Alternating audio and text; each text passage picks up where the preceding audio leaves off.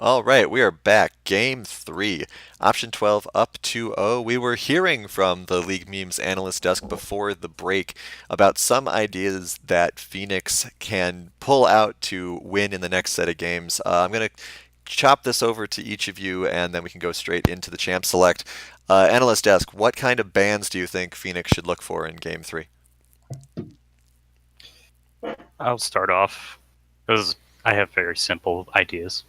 But I kind of said before, I don't think they really need to change the mold for anything because really it seems Ace has been, like Chaos X was saying, Ace has been flexing his muscles for the first couple of games. It seems like that they're going to be playing the comp, protect the ADC no matter what they do, and just have them carry him on through. But that's my humble opinion. Sig, what about yourself? What do you think? I'm going to take this opportunity to not talk about bans. I don't think you can ban a comp. And though Option 12 have shown a very deep pool so far tonight, they're showing this rotating door of protecting the ADC, allowing him to really control the pace of these games. I don't want to talk about Option 12. They're doing all the talk they need to with their actions. Phoenix, though, I want to see these comfort picks, guys. If this is your last chance, Sean, show me these Rammus picks. Show me this kooky stuff that I've seen y'all do throughout your careers in the LCUS. I mean, we've got champions on this team. I want to see some championship level play, and I think we're going to see that right now. Truer words never been said. Huge. What about yourself? Yeah, I'd be totally a fan of just some really weird picks on Phoenix's part. I'm always a fan of that. One thing I'd like to see, these Option 12 has a very, very deep champ pools. It's just a thought. This probably wouldn't work out, but just banning out a lane might be more influential at this point than trying to ban a little bit from each lane. Trying to get ahead in one lane versus the little bits of everything else. Sounded like you were complimenting Phoenix at the beginning. We'll get you on the light side just yet. Come join me in Sig. Chaos 6, what about yourself? Yeah, so I kind of am going the other direction that Huge went. I don't think they should ban an entire lane out, but just ban the stuff that makes the fights unfair. So from the first game, Zillion. Get rid of Zillion. In this game, Shen was showing up with the ultimates. Just kill those off. Get rid of Morgana would be great. AD carry, I don't think they need to focus on because Ace is just going to play whatever he feels like and be really good on it. Just get rid of the annoying stuff. Make it so that your CC counts. For sure. Because the last two games, it hasn't. Yep. Don't make Ace's head bigger than it already is. Kenos, we'll leave it to you then. All right, thank you, Analyst Desk. Hopefully we'll be seeing you guys for a little bit after this game and into more games in the future. We will see if Phoenix can bring it back. Still here with Jeff and Trufflesaurus. Truffle, you think that Phoenix has it in them? Do I think? Yeah, I absolutely think Phoenix could potentially win a match. It's pretty demoralizing to be in an 0-2 in a best of 5. So, do I think that they're going to step up to the plate? I think that they're going to try. I think that they're going to go for it. I don't necessarily know that they'll be firing on all their best cylinders at this point, just due to the wear and tear of being down 2 games. All right, how about you, Jeff? Oh man, I don't want to be a buzzkill to anybody, but this series is over.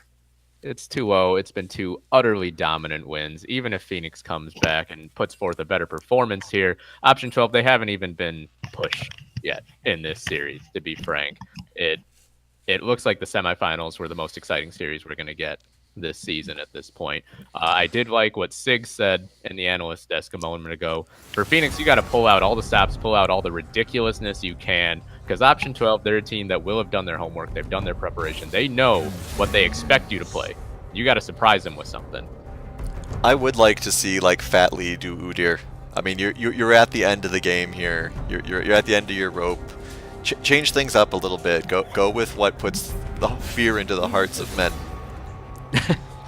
Yeah, I absolutely. And in fact, really what I want to see out of Phoenix is, I absolutely want to see comfort picks. That absolutely agree with everyone on that. But what I want to see from Phoenix is, you're gonna lose in the 5v5 front to back team fight against option 12. Don't even try. Come up with a plan. Come up with some wave clear. Come up with some split push. Do what you gotta do. But I wouldn't try to draft a team comp fight, a team fight comp against option 12. All right, so basically the team I want to see out of Phoenix here, I want to see, let's go Darius, Udyr, Zoe, Alistar, and whoever Port Swimmer wants to play. Yeah. I think an interesting storyline in this series so far is that Fatley and Hohenheim, for me, have been the stars of this team for Phoenix, particularly in the second half of the season, when they've been in their ascendance. And neither has really had an impactful performance so far this series. It's been Port Swimmer who's probably been their best player so far this series, which isn't necessarily saying much because they've been getting dumpstered. Let's be frank. Let's not mince words. So it's going to be up to Hohenheim or Fatley or both to have a signature performance to keep this series going. Interesting they grabbed the Anivia here. But, I mean, Lismakis can do nice things with it, too. Oh, Darien pulling out the Aatrox, perhaps. Yeah, when you said Darius, when you were going through your team comp, Kenos, I had a kind of team comp in my mind, and I actually had him on Aatrox. Although Orin isn't. Orin is better, but. Here we go. Lock it in, Fatley. It's time. Because this is the other thing. It seems as though Option 12 has been banning based on modern Phoenix. They aren't banning based on scary Phoenix, right? The Wombo combo, yeah, they've been trying to take that away, as opposed to the signature picks. Fatley just will get the man bear pig. There it is. All right. So we got two solid picks for Phoenix so far. Fatley's signature champion and Darien with somebody who does have that team-shattering ult that he does so well. Yeah, and not farm dependent, sturdy, able to hang on up there in the top lane, absorb the pressure. Question for both of you. Do you think that this is a Odin Urgot or a Prowler Urgot? Is Urgot jungle a thing? Yeah, honestly, I don't think I've ever seen Urgot in the jungle. Then again, I haven't really seen Maokai in the jungle in quite a while, and we've seen Prowler do that. So Urgot can jungle, definitely an off-meta jungler, but he can do it okay. I'd prefer this to be an Odin Urgot, but I think that he'd like to have a Shen. That being said, Phoenix probably will ban Shen in this next cycle unless they think it's Odin top. And maybe there's some flex potential there. Maybe I'm the only person that thinks it's an Urgot in the jungle, but Riot's done some stuff like buff his shotgun knee damage to the neutral monsters in the jungle, and they're trying to make it a viable thing. But what if Jhin comes out? What if I like the Jhin. It's Ace on Urgot, and he just they just hovered that Sivir to throw Phoenix off? That would be some. We have seen Urgot carry or AD carry in the past. Rarely, but it has been a niche pick. It doesn't seem like very different from Ace's traditional playstyle as an AD carry, though. So I would be quite surprised. All right, so support and mid are all that's left for Phoenix here. We can see if Option 12 decides to ban two more mid laners. They do take the Fiddlesticks off the board. I'm expecting Alistar here from Alonzir, maybe Rakan. But we'll see what happens. I do think that he should go Alistar if he's able to. Absolutely should play Alistar, assuming it doesn't get banned. So the last two bans aimed at Ace. Clearly, Phoenix doesn't think that Urgot is an ADC in this case. Alright. Last ban for Option 12 could decide where this game goes. And they're clearly putting some thought into it. Zyra, interesting. A Zyra ban. Okay. Option 12 definitely has a different read on it than I do, but yeah. I absolutely think that TARDIS should go with a heavy tank here. Well, I'm wondering if has Hohenheim been trying some weird Zyra mid stuff, and that's something Option 12 has scouted. I mean, honestly, I don't know who that ban would have been aimed at, but clearly they must suspect something. Oh, don't do now. If they were Okay. to ban it. Okay, okay. No. Nasus mid for Hohenheim, it looks like. Into an Anivia? Yeah, this is they might have heard Sig saying do something weird, but this is the wrong kind of weird. God. Well. Okay. I mean, okay. Let's roll back in time a little bit here to before the Nasus was picked. I was going to say I wanted to see Zoe Alistar as the last 2 picks. Because you put a Zoe behind an Udyr, an Ornn, and an Alistar, just raining artillery down on people, and that's a scary mid lane. But instead we have this, so we'll see how it goes. So it's going to be Prowler on the Cho'Gath. That's been a favorite of his throughout the split. So definitely Greatbeard of Odin on the Urgot up top. You wonder about this jungle matchup. If an Udyr finds a Cho'Gath in the jungle, that's a bad time for the Void Puppy. Oh. Or not the Void Puppy, the Void whatever Cho'Gath is. Dinosaur. Is he going to lock in Vel'Koz here? Well, I do like Vel'Koz support, assuming that's what it is. Is it a Vel'Koz support? I think it might be an Ornn support. That would be weird. I don't think I've ever seen Darian play Nasus, though. Because, I mean, No, it's a Vel'Koz support. Yep. Yeah. Yep. Okay. And we've seen Hohenheim play the Nasus mid, not to great effect. That was when Blitzkrieg annihilated them in Game 1 last week. So Phoenix obviously hoping for different results here. yeah. I guess I was just kind of hoping because I think that comp makes a lot more sense in my mind. But I do really like Vel'Koz as a support. You don't see him play that much in the LCUS, but he has some good kit to slow. And assuming they manage to get some kills under his belt, Vel'Koz can also come online, fire those lasers, get a lot of damage in. Also synergizes pretty well with the Jhin, because if you hit someone with one of those long-range poke abilities, then Port Swimmer can follow up with the Deadly Flourish and get the root down from a range that you wouldn't really expect that combination to be able to be procced. Mm-hmm. But I mean, we'll have to see. With the Nasus, I might have hope for this game if there wasn't a Nasus mid. I mean, if Phoenix, because I mean they had said that when we interviewed in the end of that last split there, they had been trying, or not last split, last games, they had been trying Nasus mid, and it just didn't quite come together. So maybe they've seen something in this we haven't, but I don't think this is it.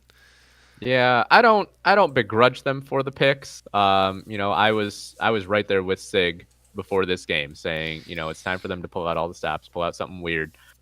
This certainly fits under that category. So if you're gonna go down, you talk about that old definition of insanity, trying the same thing over and over, expecting different results. They've at least gone with something different this time.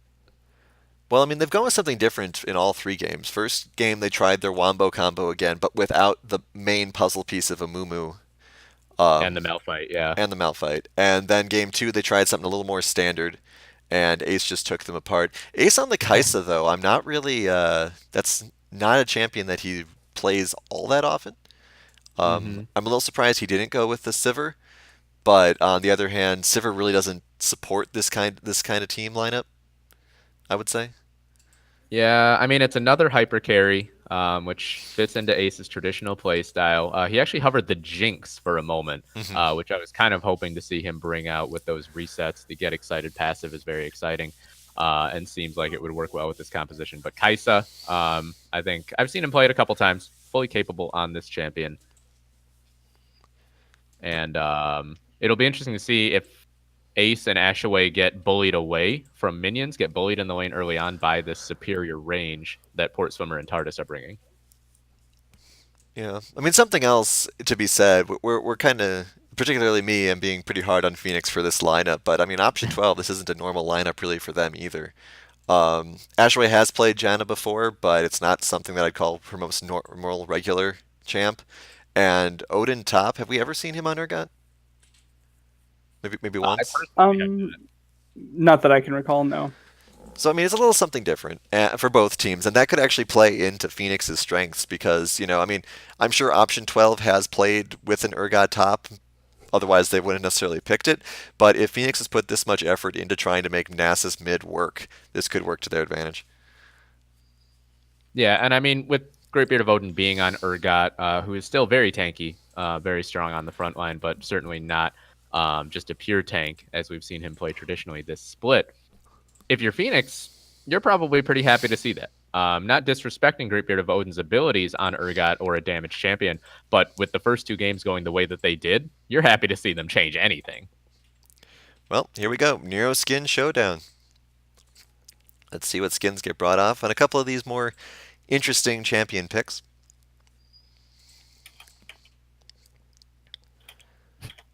Alright, got the Spirit Guard Udyr. No skin on Vel'Koz, though. That's disappointing. So I think option 12 wins again. Yep, and we've seen them win both previous Neuroskin showdowns and go on to win what really matters. Yeah, I love all of these skins. I think these are very close to my favorite skins on every single champion for option 12. So. Oh man, I didn't even get to look at all the skins. Everybody's got computers that are too good and we loaded in too fast. Come on, guys. Alright, gonna mix this up a little bit here. Sorry for anyone paying attention to the scoreboard. I'm fixing that in 1 second. Still got the world's banners up. There What's we go. going on? So this should be accurate now. We're loading in here. Gonna speed up to catch up. All right. So we're going in here. We have the K-pop all set to go. 15 seconds and we're off. Pretty solid opening ceremonies for the LCUS finals. Right. A bigger crowd than I expected. But All right. So let's see what happens here if there's any aggression here. Phoenix is grouping a little bit more than normal down here in this bot area. Nasus can be throw down a little bit more damage here. Also that poke from LNZ. I'm wondering if he's going to, you know, get that simple geometry going. Yeah, a couple of plasma fissions already coming out from TARDIS. I don't think he's landed any yet. No, he did hit Anivia.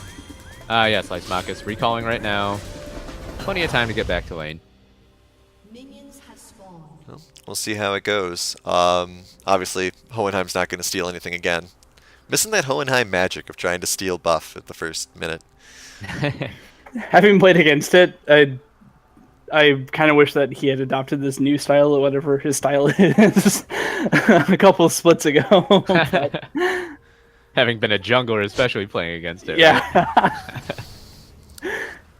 So all 3 games, neither team has really tried for any level 1. And I actually, well, disappointed. I would have liked to have seen maybe Phoenix try something here at level 1. Just try something different. Yeah, and Keep especially since their comp is so poke focused, they have a lot of range damage secure here. It wouldn't be too hard to have a couple different kinds of CS CC available as well. Yeah, we'll see what else you're able to do with it. As you said, there is a number of CC options available. You have Udyr's Stun, you have Nasus's Wither, the slows that come, and knockups that come from Alonzi's kit. So Darien has his own. Right. Absolutely. So there are a lot of stun potential things that can happen here, but Ace has been playing a lot of very slippery ADCs, so I don't know if he's going to fall for any of that. Yeah, Kaisa, really just has the one, the dash ability, and of course the Killer Instinct, which can leap you across the battlefield, but can get locked down. The beauty of the Wither along with the Jhin is that that's such a strong slow ability that it basically makes the Deadly Flourish an auto hit. Lismaka's getting bullied quite a bit here by Nasus and his Here comes Fat Lee in the top lane. The first Udyr gank is going to be easily avoided. Great bit of Odin. Nice little dash there, but Odin is very low on mana now. Van Hohenheim showing why Nasus is potentially an okay pick, forcing Lice down to very low health. But Here comes Prowler though in the mid lane. Hohenheim very low on mana. Rupture doesn't land. Hohenheim able to sidestep it. Oh, looks he goes right back in with the flash Q. Actually pops the egg. Well played from Hohenheim there. Yeah, get something out of it. I'm not sure if a flash is worth a passive cooldown though. Yeah, that's a good point. It looked flashy. There were some nice dodges, but in the end, yeah, he did burn flash when I think he didn't need to. Oh no, he could have walked out. He dodged everything that needed to be dodged. A lot of flashes blown up here in the top lane. Great Beard of Odin with no mana is just kind of sort of stalling out the jungler, actually. Yeah, Fat Lee has been sitting here for at least a minute now. Great Beard of Odin, incredibly patient. And here comes Fatley looking for just to scare him away a little bit more. But now that tells Greatbeard of Odin that yes, he was there that whole time. That gives the rest of your team a lot of safety, knowing that that Udyr is up there. Was also a good attempted gank down there by Prowler. Hohenheim taken extremely low in the mid lane. I think if that wall had just been a couple pixels the other way, it might have been a kill. Yeah. When you're writing a book about Anivia, the title is just a few pixels either way. It's the wall, it's the ice ball, it's all of it. Alistar co-writes it. So taking stock right now. 300 gold lead. Haven't really seen much of an explosive start here. Believe we would have seen first blood by now in both of the previous 2 games. Here comes Prowler. It's usually in the bot lane, if I remember right, and it's usually off the back of a gank, I think usually by Prowler. Yeah, there is a ward there, though, so the Cho'Gath is spotted out. Phoenix respecting it. 4-shot goes down onto Ashaway. Probably did burn Flash in his last attempt as well, so a little bit of lethality missing there. It is interesting to see Greatbeard of Odin pushed back like this by Darien, especially after that second game where Shen was so explosive. But we'll see. Yeah, when was the last time that Darien was past the halfway mark at 5.5 minutes into the game? Alright, we do have Portsmouth very low sticking around. Looks like he is changing his mind about that and gonna head back. Or he's just hanging out. Yeah, just kind of hanging out. Interesting. Trying to get some of that default gold. Lismakis is almost at 6. Hohenheim as well, so they're both going to hit 6 around the same time. Hohenheim is at 18 stacks currently. Junglers about to run into each other, Fatley and Prowler. They do see each other, Fatley going right to the Grom. Greatbeard of Odin is coming down, though. He's pretty low on mana, so he can't contribute much to this fight. Fatley does pick up the Gromp, and now Prowler is being chased away from his own jungle. Lysimachus is going to rotate first, though. The bird will get there first. Greatbeard of Odin is there, doesn't have much to contribute, but can at least put down some auto attacks. Fatley has to flash away from the stun of Lysimachus, and I think he'll have to run out between 2 turrets, but I believe the Udyr should escape here. Good use of that cone there. Gonna take 2 turret shots, though. That's a little dangerous. Oh, and now Ace is coming up to cut him off. Look at this long rotation from the option 12 AD carry. There's no flash from Fatley. There is the Void Seeker. That's a lot of damage, but Hohenheim is there to help. Oh, but Darien actually gets picked off. He came down to try to help and got cut off by the remaining members of option 12 who had previously been chasing Fatley. For the second time in this finals season, we watched a jungler going for a ride and missed a kill. But, yeah, that's unfortunate. I think Darien just coming down trying to help his jungler ends up being the one to go down instead. Yeah, it ended up getting caught up between 4 members of option 12, if I counted right, which is about 3 too many. So Portsmouth have been doing... Yeah, I was wondering, as Ace cut off Fatley, I was wondering, okay, where is Lysimachus? Why is it only Ace collapsing on this? And it was because everyone else was up there just killing the Ornn. and you know they got first blood, so it worked out. Ornn is being very aggressive now on Greatbeard of Odin, though. Both are around the same level. Odin about halfway higher up. But we'll see what happens. Moving forward here, Hohenheim is at 30 stacks on his Q, though of course with this Nasus, Q is not the main objective. But it's nice to have. Yeah, I mean, gives you a little bit of secondary damage in between your Spirit Fire cooldowns. And we do have Lismakis getting that blue buff. Darien spotted once again, just throwing down a control ward, which will probably die quickly here. Yep. And while you don't think of it as really a damage ability, Fury of the Sands actually does scale off of AP as well. So if Hohenheim really gets that stacking up, that AoE cloud that surrounds him while he's in ultimate form will hurt a lot more than you expect. Now this is a different sort of play than we've seen before in this set of games. Phoenix taking a very quick dragon.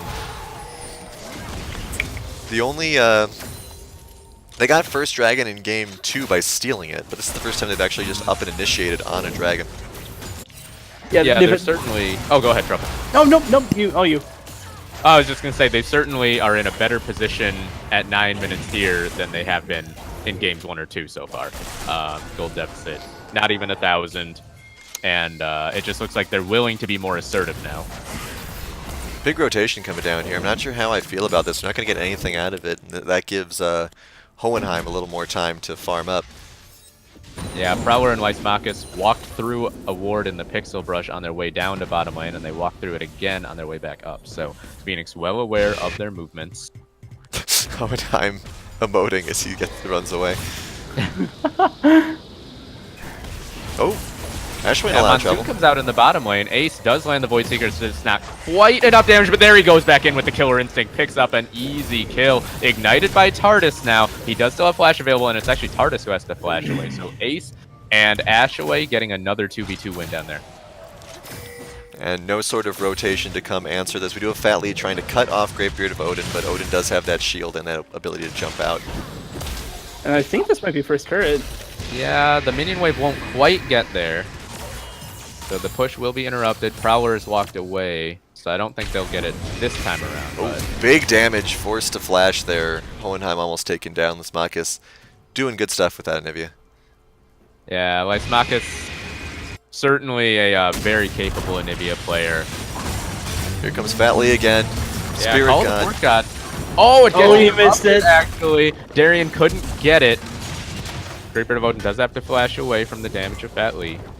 Ah, man, that's gotta suck. That was probably a kill if the Forge God had managed to land. Yeah, I think you go full on for the dive there if you get that knock up. Alright, 57 stacks on Nasus now.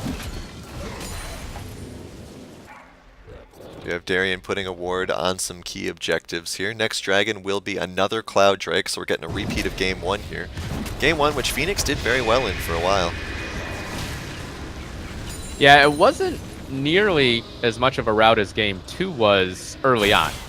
It was, I think, the kill count was relatively even. The problem was just that all of Option 12's kills were going on to the Kog'Maw, and Right. we saw very quickly how out of control that got.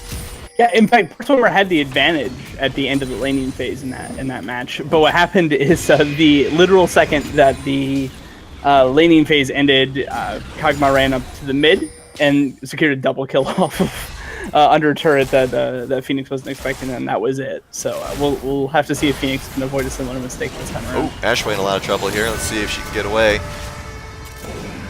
Doesn't look like it. One more shot. Oh, dodges into it. Ooh, good accuracy from Port Swimmer. Yeah, well done from Port Summer there, keeping his cool on the shots, landing enough of them. Ashaway does go down, just a little too far forward there for a support being on her own. It is so funny seeing Lysimachus and Nasus fight because they both have those AoEs. So you're trying to tell which one's the Nasus one and which one's the Anivia one sometimes. Hohenheim actually coming up towards the top lane. Not really sure how much kill potential an Ornn and AP Nasus gank would have. Well, I mean, if my recent experiences in ARAMs or anything, AP Nasus is bringing plenty of damage to the table, but... Saw Hohenheim a moment ago actually pop that Fury of the Sands just to try to get a little bit of extra damage down onto the mid lane turret. Batley finds Prowler in his jungle, and that is so much Udyr damage, but the rest of Option 12 is here. They are ahead on the rotation, as is so often the case. Batley does trade one back. Hohenheim actually gets the kill credit, but now Ace is in the backline. Hohenheim, Fury of the Sands will keep him alive just for now, but now Tardis burning him down with the Disintegration Ray. Hohenheim will finish off that kill, so 2 for the Phoenix mid laner, but Option 12, they own Phoenix's jungle. They are pushing them out. Nice wall. Port Swimmer just barely able to skirt around it, but that could end up being... No, it looks like Option 12, they won't really be able to get anything off the back of that fight. Man, there was a universe where that Anivia wall had no gaps in it. that would have gone very badly there for Phoenix. And so that ended up being a 2-for-2 if memory serves. Yeah, actually a pretty solid fight for Phoenix. And now Hohenheim getting more damage onto the mid lane. Teleport force out of Lysimachus. 48 stacks on this Nasus. Udyr is spotted in the jungle. Greatbeard of Odin got caught under turret a little bit, took a couple shots, but I don't know if Darian has the damage. Puts out the Call of the Forge God, but nothing else to be done, and actually flashes away, afraid of the Fear Beyond Death. Well, he's dangerously close to that lethal range. It was a good decision to back off. Maybe would have been a bit better. You know, this is perfect Captain Hindsight speaking here, but you know, just a half second, just a smidgen too far. But other than that, it was a really well played out of Darian. Vengeful rotation here. Marcus could be in trouble here. That was a nice use of the Blast Gun, got Hohenheim away from the fight, but now Batley is back onto the bird. The bird is the word, that's the call for Phoenix, but they don't quite have the damage. Hohenheim forced away, gets hit up by the Rupture. Should be one more Flash Frost to follow, and it's a 2-for-0. Too much aggression from Batley and Hohenheim. A lot of damage on Ashway in the bot lane. Meanwhile, oh, Jin almost manages to take her out. Yep. Briefly forgetting that Anivia has an egg, and that Cho'Gath is very hungry and likes to numb. The fight goes really poorly for Phoenix. Yeah, 4 feast stacks on Prowler there. I do like the idea, though. Phoenix seems to have been a little bit passive, so I like the fact that they're going hunting. Gonna get caught out here in this hunt. Ooh, good flash there. Yeah, there's the wall, though. Tardis just left all alone. Gonna burn down, freeze down, what do you even call that, to the Glacial Storm of Lysmachus. Was a nice flash, though, to get away from the Flash Frost, but unfortunately then had nothing to get over the wall. Second dragon getting taken here, so one Cloud Drake apiece for both teams. Once again, we're seeing... Trying to solo the Rift Herald. Sorry, go ahead. Yeah, I was going to say Fatley up toward the mid lane again, this time trying to solo. Hohenheim in trouble again. See, this is the problem I'm having with this Nasus. Yeah. And, oh, he gets hit by the Rupture. That might be a death sentence. Yup, he is feasted down. It's dog for dinner in the mid lane. But good job by Fatley getting the Herald here. Could be useful, especially in this mid lane with a turret that's been so low. Oh, actually, could be in trouble here again. Tardis putting down the damage. Port Swimmer won't quite be able to catch up, actually. The bottom lane of Phoenix has actually been holding their own so far this game. Unfortunately, they've been losing the rest of the map in the last few minutes. Yep, we'll see what happens here. Trouble again. He's silenced, he's stunned, he's dead.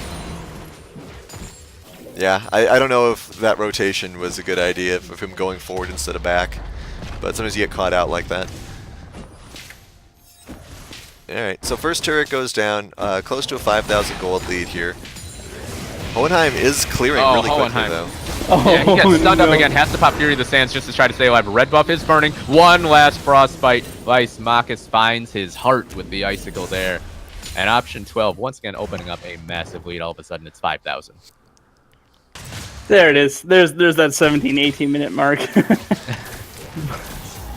Yeah, and nice to see, we're seeing the Anivia play coming out here. Anivia, as you said, this bot lane of Phoenix is doing much better than they have been recently. Probably thanks to some zoning coming out of this Vel'Koz in particular. Able to keep them on their back foot a little bit. Yeah, they have so much range. I do have to agree with the point Ben made, Truffle, excuse me, after Game 1, which was that Port Swimmer didn't play the lane poorly in Game 1. Ace had 4 kills, but Port Swimmer had about a 30 CS lead when lanes broke in that game. Unfortunately, just a 4-kill Kog'Maw doesn't care about a 30 CS disadvantage to a Misfortune. Right. There are some pings down here in the bot lane. We do have Lysmachus coming to help out. Now that his turret's down, he's looking for more. Looks like he may be going for a dive here. Will get spotted by his control ward, but it might be too late. Port Swimmer and LNZ trying to decide how to handle this. Lysmachus just going straight for the Vel'Koz. Right up in top lane. Oh, Fatley is going for it. Yep, that's secure. All right. Yeah. Greatbeard of Odin goes down in the top lane. Prowler actually walking in. He flashes to get the silence down to interrupt the Rift Herald. I really like that play. This Cho'Gath is so beefy right now, and Darian might just get feasted down. Down he goes. Prowler trades one back, and the turret dropped in the bottom lane. Hohenheim was able to finish the turret in the mid lane. Action all over the map, but most of it in the favor of option 12. Yeah, we've been seeing all day how powerful silences are, from the Fiddlesticks to now the Cho. But we'll see if Phoenix can get this turret. They are uncontested on it, so they could get a second mid turret here. Yeah, I like the rotation from Fat Lee over here. Hohenheim alone would not have been able to drop this turret before backup arrived, but Fat Lee arriving, that's so much more damage from that Tiger Stance Udyr. Top lane turret's in a little bit of trouble here. Maybe both junglers get to help take a turret here. Now Prowler's not going to have the damage. Does have 7 feast stacks though. I would certainly expect a strong rotation from option 12 up to that top lane in the next couple minutes. Hohenheim's been caught out by Prowler. I don't think he can win this 1v1. They're equal level, but Prowler is so much tankier. There's the silence. He's already used the rupture though, so Hohenheim should be able to walk away. Just the E auto attack off of Prowler does a third of Van Hohenheim's health.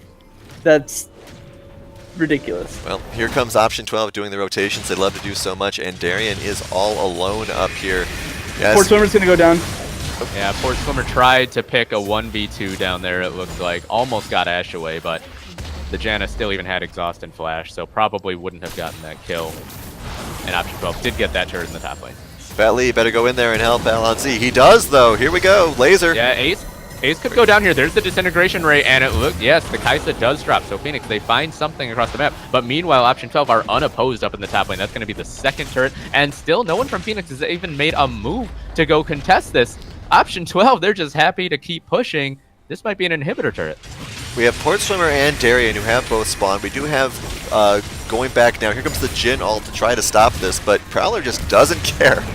Yeah, I like Prowler there actually tanking for the minions because they want the minion wave to stay alive here to prevent the backdoor bonus. It looks like Prowler may go down here. Darien's right up in his face, but he doesn't have much damage, and the Cho'Gath is just walking away. Darien actually looked like he missed his auto attack. He flashed and hit a minion. It's a double kill for Lysimachus up there. Hohenheim will get a mid lane inhibitor turret, but here comes Ace. The exhaust comes out, cleanse from the Nasus, but I believe Ace should be able to run this down. No, flash over the wall from Hohenheim. But inhibitor will drop. Yeah, very good flash, and we're seeing some of the problem with engaging with these Anivias. They've been standing in Anivia's ult for far too long. Yeah, taking a lot of chip damage from that. They almost get a kill on a Greatbeard of Odin, but you have to respect that Urgot's tankiness. And Lysimachus putting out a lot of damage. And what I want to point out is that in 3 consecutive games, we've had an inhibitor at 18, at 19, and now at 21 minutes into the game. Those are incredibly hard. Oh. Hashtag support life. Just trying to get some wards down, and you run into a fed mid laner in the jungle. Yeah, fed mid laner, 6-0 and 6. And now third dragon, another cloud. Prowler just gonna solo it. Probably Yeah, that was a very interesting call from Phoenix to not try to stop that top lane push earlier than they did. You almost wonder if a little bit of tilt is coming in, where they just don't want to be on the back foot anymore. They want to try to make a proactive play, even if it's not the right play. I'm not wondering. I think that's exactly what's happening. Good stutter step there by the Nasus, but 3 hits and he's dead. Yeah, Hohenheim just burned down by Makis. Port Swimmer able to limp away.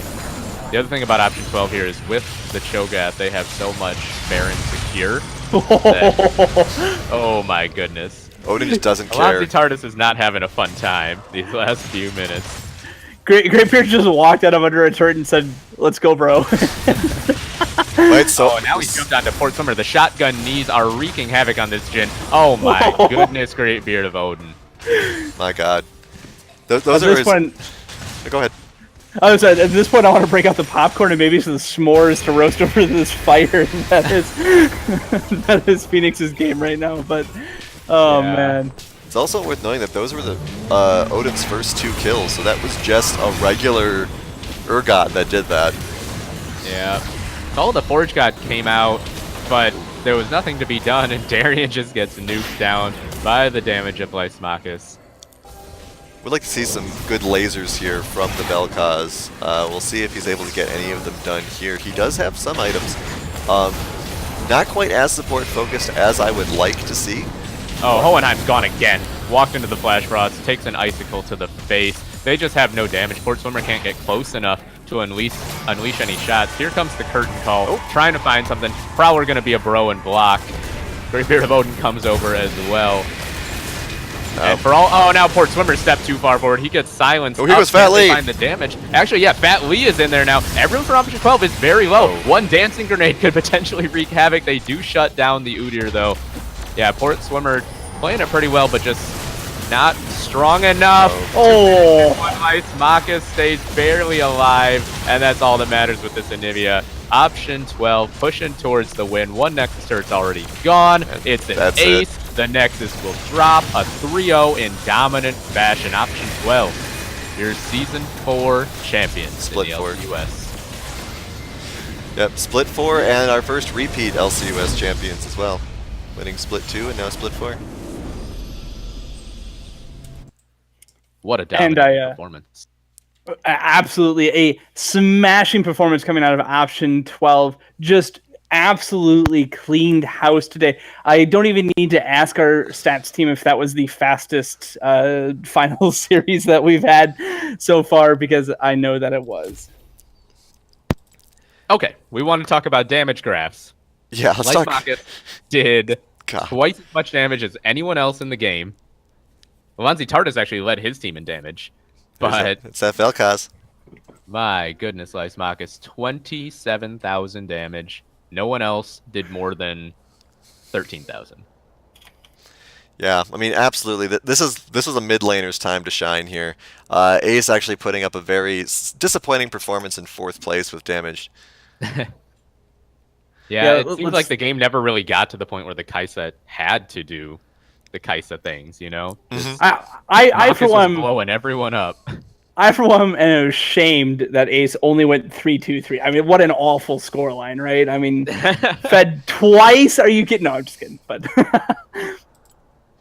All right, so we have the analyst desk who will be coming in here just for a quick little wrap up of their thoughts, and then we'll head over to some interviews. So, Nickel, you want to take it away? Oh, I'll take it. Much like Option 12 taking the win, 3-0, a commanding performance from Option 12, but Phoenix did not let them have it easily. I do have to say well done to Phoenix for putting up a decent fight, and congratulations to Option 12 for being... Are they repeat? Yep. They're repeat. Yeah. Repeat First one. championships. First repeat champions of the LCUS. Congrats, guys. But yeah, more of the same, pretty much. Option 12 just doing what they do best and really just showing how to play Anivia. Those damage graphs do not lie. Holy crow. No bird pun intended. Sig, let's start with you. What do you got? Congratulations. Very well hard-fought win for Option 12. They created pressure in every lane during this third matchup. I'm not going to discuss the first two as much, but this game 3 was just indicative of how talented they are as a team. They were able to switch comps almost on the fly, going from a very bot-focused Game 1 and Game 2 to a very top and mid-focused Game 3. They really should be proud of themselves as a team and the cohesion that they have. But in terms of Phoenix, guys, if you're listening, you got nothing to be ashamed about. You brought it all tonight. We saw some very niche picks. We saw some things that I think most people wouldn't even have the ability or gaff to play into this Option 12 team. You deserve any accolades that you get. But Option 12, guys, congratulations. Yeah, for sure. Got to have a lot of cojones to do some Phoenix picks for against Option 12. Chaos X, what about you, my friend? What did you think? Well, first, congrats to Option 12. That was quite the performance. I just wanted to shout out Greatbeard of Odin in the top lane. He played that third game in particular really well, considering Fat Lee spent a lot of time around the top lane and that side of the jungle.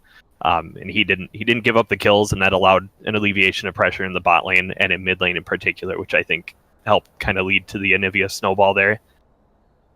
Indeed. But otherwise, just Option 12 doing Option 12 things. It was really a clinic.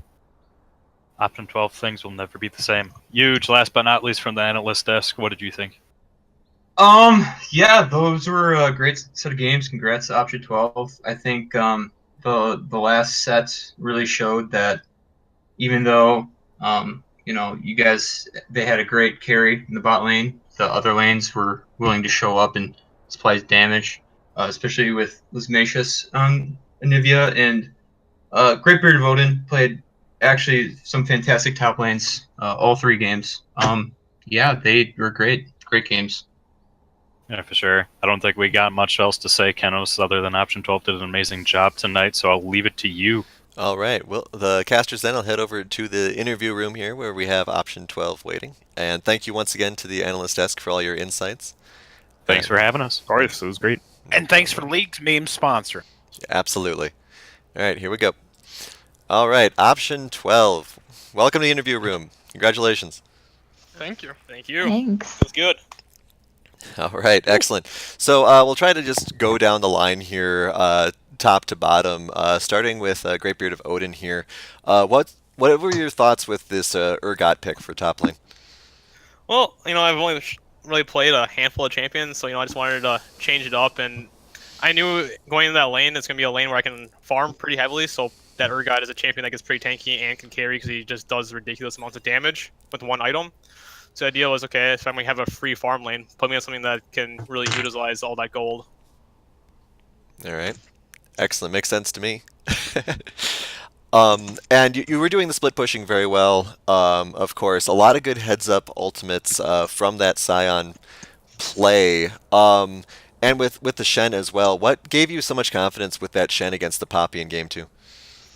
Well, so the biggest thing is, Shen's my best champion, so I'm really comfortable on that. And I also play Poppy, so since I know how to play that champion, I know how to play into it. And then it just came down to just playing my Shen, and then he just didn't look comfortable on it, so I just took that and just abused it in lane. All right, excellent. Truffle Jeff, you got anything for Odin? Well, I mean, you got picked on a lot in that last game, Fat Lee. At one point, he stayed up in that brush for, it seemed like, 2 minutes. Only two. Yeah, with Lysimachus and Ace, being on such heavy carry champions. Talk about what it's like to be a top laner, where you know that you unfortunately have sort of a reduced priority, just sort of your job to not feed. Well, so in that situation, it's fine. I was totally fine with him wasting his time top lane, because that means they weren't playing to their win condition, which was their carry mid, and they're just kind of, no offense, I guess, to Darian, but he's just not their key carry player. So it's just, in the end, they're just wasting their time and their jungle presence in a lane still didn't even get an advantage with all that time spent up there. Sounds good. Truffle, you got anything? No, I guess a shout out. I really thought your play was on point, and I really like the Shen plays. You showed up exactly when you needed to. Oh, thank you. It's always a fun time to play Shen. All right, then. Prowler, you're in these sorts of games with the finals on the line. Your team is dominating in quite a few lanes throughout all of these games. How, as a jungler, do you decide where you want to go in and help out? I think in a game like this against Fat Lee, you don't make a call to go somewhere. The call is sort of dictated to you by Fat Lee where you can go. So my job was to, it's kind of the adage of giving what the defense will take you, or I'm sorry, taking what the defense will give you. All right, excellent. Jeff? Yeah, there seemed like there was a lot of attention down in the bottom lane from both junglers, particularly in the first 2 games. Was that something that you guys did by design, or is that sort of part of what you were just saying, where you were sort of just trying to counter what Fat Lee was doing? Oh, I think Fat Lee and his ability to provide pressure was so key to what they were doing. You saw that in the first 2 games where they were really focusing on, getting him ahead, invading into the jungle, and trying to, limit my ability to make plays in response. So, no, it was just keeping up with Fat Lee. If he wants to go bot, we'll focus around Ace, we'll make sure he gets the kills and he can carry us through. As he certainly did in games 1 and 2. Anything, Truffle? Yeah, well, we're kind of touching on it, but what I was going to ask is, Fat Lee is such a highly respected jungler, and he's certainly earned it. But you very much held your own against him today in these splits, despite that pressure. Was there anything in particular that you did, or any strategies that you had to help minimize that? No, I think I didn't play my position any differently, knowing that there's a good jungler on the other team. I think I've definitely grown into my own as a jungler as well, and my play is something that needs to be accounted for. So I didn't need to change up my strategy at all. I've had such growth as a player playing in this particular split, in a new position, And I think that really showed through at the end here, where you get kind of the final boss of Fat Lee to push your team through in a series where, in a season where jungle seems to be so impactful throughout the game. Yeah, Perfect. absolutely. And one last question before we move on. You thinking of doing jungle again next split or next season? You know, I have a split 2 victory from the top lane. I have a split 4 victory from the jungle. So maybe it's time to continue my rotation around and find somewhere else to grow from as a player. All right. So Lismakis, you're against Hohenheim. They're in the mid lane. Did very well in that game 1 up against the Fiddlesticks. What were your thoughts going into the second match against Hohenheim on that Anivia? Game 2, I just wanted to kind of redo how I did in the first week of the split when I did pretty well against him. So Jared, my ADC, told me to play Orianna, even though I wanted to play Syndra. I just wanted to move around the map as much as I could, which has been my strength on the split. Okay, so you just kind of dug in, and you did very well. I mean, especially on that Anivia in game 3. You're going back and you're going against kind of a weird pick, obviously, with that AP Nasus. When you see something like that, do you play cautiously or do you try to play to the advantage that you have from an off-lane pick going against you? Well, I honestly wanted to play Kindred mid because cheese. But Jared, my ADC, didn't want me to play Kindred, so I just kind of had to test out how to play it in the first 3 waves. I played really safe, but he pushed me into tower, so then I tried playing more aggressive and got an early blue buff thanks to Prowler, and I was able to poke him down and keep my pressure. Well, I just think that Ace was worried that you're going to steal the ADC spotlight from him. Mm-hmm, probably. All right. Truffle, since you were speaking there, you got anything for our mid laner? Yeah. Well, I more an observation, maybe that maybe you'll have something to add. I noticed. So you pulled out the Zillion, which I loved, into Fiddlesticks, and that worked super well. And you also shut down an Anivia as well. Those are some of Van Hohenheim's scariest picks. How confident were you going into those matchups? I noticed not a lot of bans were thrown at Van Hohenheim. How confident were you in that? I just try not to think of it as Van Hohenheim. He's been my big obstacle in the past 2 splits. So I actually haven't played that much League in the past 2 weeks, trying to keep my mind off of it and just game. And sorry if my voice is fading in and out. That's fine. But we're getting the gist of it. But I just kept on trying to play to my strengths and avoid his strengths. Just staying out of lane, don't let him kill me, and keep his jungle outside of my lane. Well, that certainly worked, and I think that's a great strategy. So, congratulations on that. But Jeff, you got anything? Yeah, I mean, going off of the Fiddlesticks a little bit, we've seen Phoenix basically ride that pick to the playoffs and eventually maybe to the finals. But you guys didn't seem afraid of it, but you did ban out the Amumu and Malphite. First 2 bans, all 3 games. Were you of the opinion, essentially, that as long as they don't have those lockdown AoE ultimates, the Fiddlesticks doesn't matter?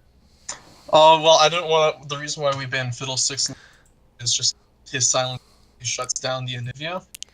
But the main reason why we banned Amumu and Malphite is just because those are such easy strong champions that no matter what, even if you go 0-10, you can still win a team fight off of ability.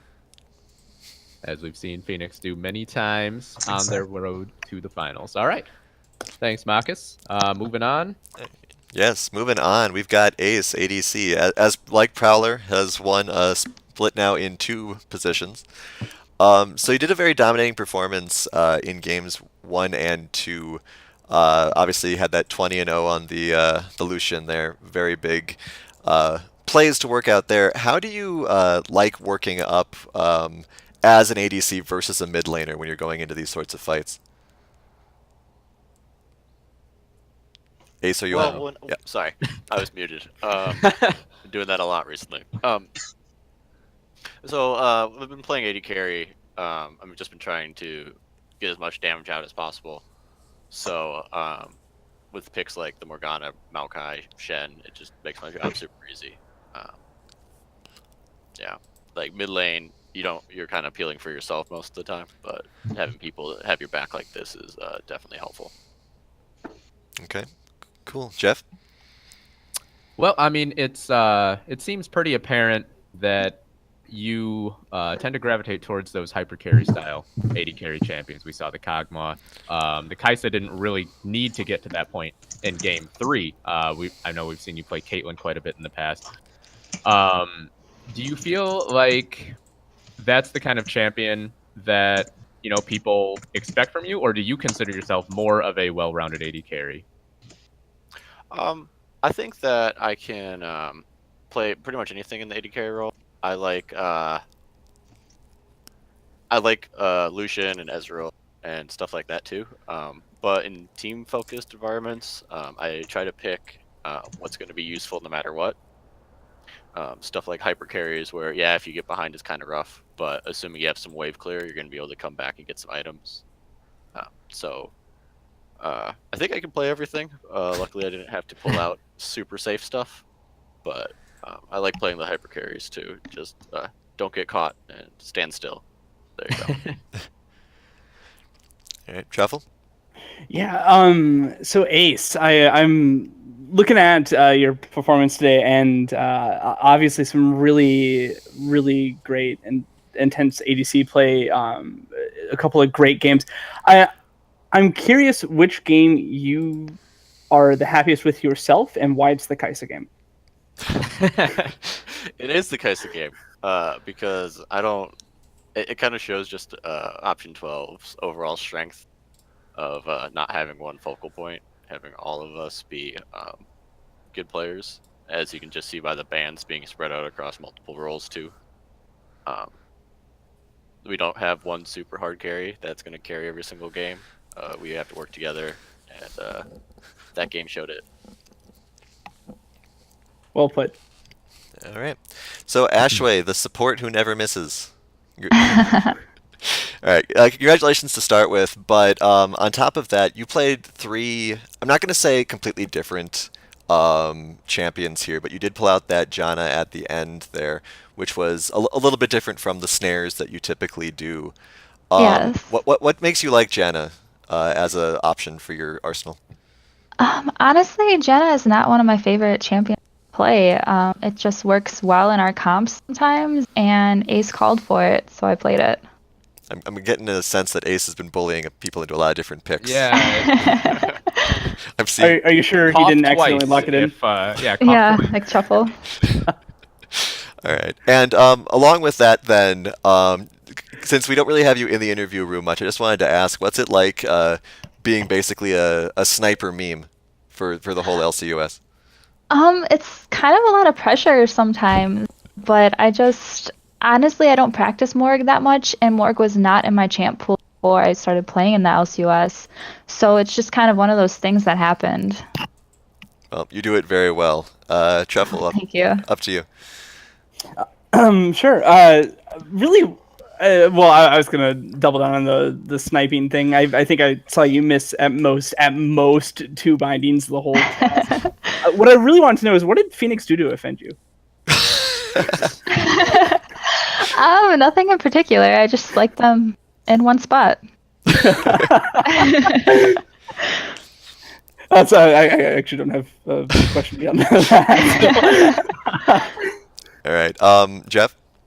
Well, I guess not to beat a dead horse here, or a snared horse, I suppose. We talked about your proficiency on Morgana. I don't think I personally had ever seen you on Lux. Is that a champion you've picked up recently because of the similarities to Morgana, or have I just been missing it? I've never actually played Lux in the LCUS. It's kind of my hidden weapon. I used to play mid, and she was always my favorite, so that's actually how I started on Morgana, because they're kind of similar. Makes sense. I have one more question for everyone out there who might play support. What's it like to be a support that's like 0-1 and 20 at 15 minutes? It's pretty awesome, actually, and I have to give it to Ace for being there. I mean, we work great in lane together, so it's a joint effort.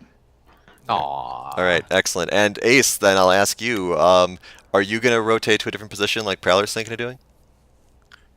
I'm not sure.